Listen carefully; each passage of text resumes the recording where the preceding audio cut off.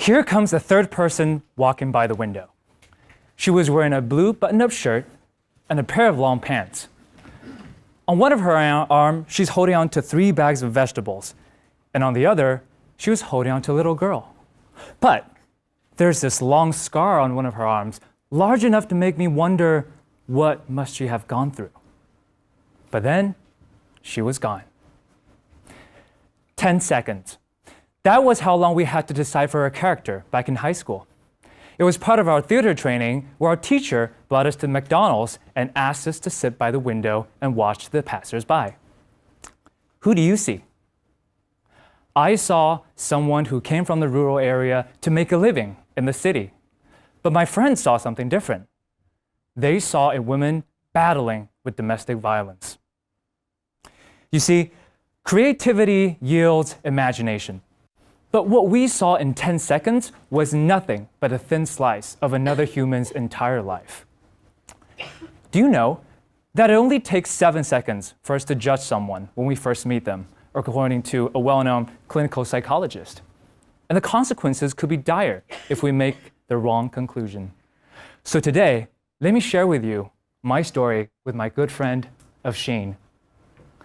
In 2007, I came to the States for college from China, and I met my good friend Afshin during freshman orientation week.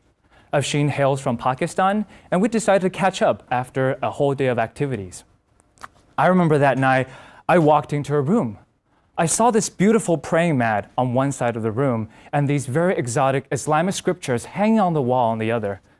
And then I saw this beautiful book lying on her bed. I walked over, I picked it up, and I start flipping through the book. "Did you wash your hands? Don't touch my Quran like that. Put it down," she yelled at me. I was shocked. So that was a Quran? I didn't know. "Isn't that just a storybook?" I said. She snatched away the book from me and gave me this harsh stare in the face. Who do you see? Well, I saw this very unfriendly Muslim girl who's very unfriendly. So I turned around and I walked out of the room. And I thought, we're probably never going to be friends again. But awkwardly, a couple weeks later, both of us were seated at the same table to meet our international student scholarship donors for dinner. It was awkward sitting right there with her, but we have to have a conversation.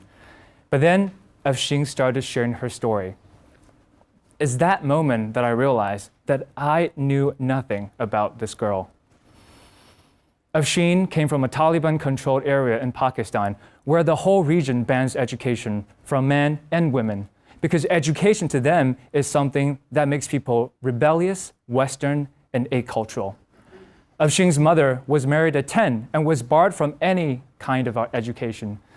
Since then, she made providing education access to her own children a top priority, which is then, when Afshin finally turned 10 years old, Afshin's mom moved their whole family from the tribal area to a nearby city. But their relatives would not give up. They would threaten her family as long as they could. So every morning, Afshin's mom had to smuggle Afshin out from the house under her burqa to go to school. Imagine, when you were 10 years old, what were you doing? Well, in Afshin's mind, she was trying to reconcile what was these tribal teachings and what was her mom's action. She was trying to figure out what was really right and wrong, and she's trying to reconcile all of those back into her Quran. But at the end of the day, she came to the realization that what her mom was doing is actually what she's been learning all this while. That is, to live a pure and moral life. And what did I do with that book? I was treating it like a magazine sitting in the back pocket of her airplane seat. So we came out of that dinner, I apologized, and I said, I wonder if there's anything else I should know about this girl. So we became good friends, and actually, for the next 3 years, she continued to be my inspiration. I remember in sophomore year, she was diagnosed with hyperthyroidism. And if you don't know what that was, Afshin was bearing a resting heart rate of 140 on a daily basis. And she continued to go to lab, go to class, work until 1 a.m. on group projects because she valued education so much. I remember I was the one who finally sent her to the ER when she couldn't take it anymore. And I remember I was standing in front of her bed, looking at her in the medical robes. All she said was, please, don't tell my parents. Would you mind just signing my medical procedures papers for me?" I did that. And I was so glad that she actually recovered and she was able to manage her own condition for the next 1.5 years. And upon graduation, she became this wonderful girl who secured a prestigious fellowship to travel the world, to go to Pakistan, to go to Indonesia, to go to South Africa, to unearth all sorts of stories about individuals who are struggling to pursue education. Who do you see? I saw an individual who's able to conquer anything. I saw an individual that probably already broke free. And I thought, maybe it's time for me to focus on my own life. And maybe I'll probably keep our communication at minimum, but I always believe Afshin will be just fine. Well, 1.5 years later, Afshin came back from abroad, came back to the United States. We finally met up in LA. We went on a hike, and I was so excited. I said, "Afshin, tell me what this year was all about." And she remained silent for a long period of time.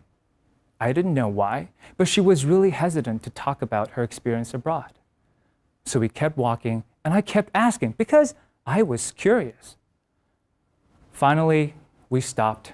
She looked at me, she said, "MD, did you know that I survived multiple attempts of sexual harassment in Turkey? And my aggressor was no one other than my host. I couldn't turn him in because I do not want the fellowship program to intervene. I do not want my program to get cut short. I want to finish these stories because these stories need to be told to the broader world." I was shocked. I didn't know what to say. I mean, what can I say? What did I see? I saw these sporadic, beautiful Facebook updates. I saw these beautiful photos about her traveling around the world. I saw a parallel that was so far away from the truth, yet so deeply anchored in my own imagination.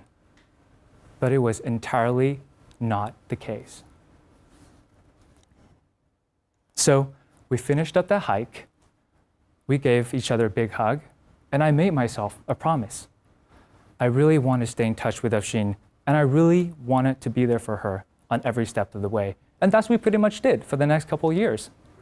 Finally, we're able to kind of get back to our same kind of relationship back in college. We talk about technology, talk about news, talk about gossips, and we frequently indulge ourselves on debates on my personal dating fiascos. But the more I talked, the more I value her opinions. The more we talked, I realized I do not ever want to lose this friend because she represents a certain level of righteousness and purity and discipline that I don't know if I can ever live up to. And that is why there's always this big fear within me because I don't know if she can really take me for who I am.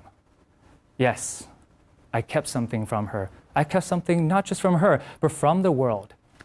But finally, on my 30th birthday, I decided to give her that call. "Afshin, I'm sorry. I have something to tell you." "What's up?" "I'm gay."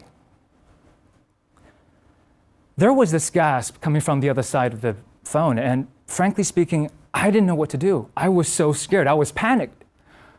But then she said, "Well, if your boyfriend is as tall as you are and as good looking as you are, then you better both come to my wedding." You see, I let out a joyful cry and tears were rolling down my cheeks. I mean, who do you see? I saw a soul that transcends nationality, gender, religious belief, and political belief. I saw a soul that embraces love, compassion, and understanding. So, you see, Afshin and I didn't really come eye to eye at the beginning, and I never thought that our journey will lead us to where we are today. But if there's only one thing I can really share with you, it's pretty simple. Don't just blink and move on. Slow down, look around. Who do you see? I mean, really, slow down, look around. Who do you see? Thank you.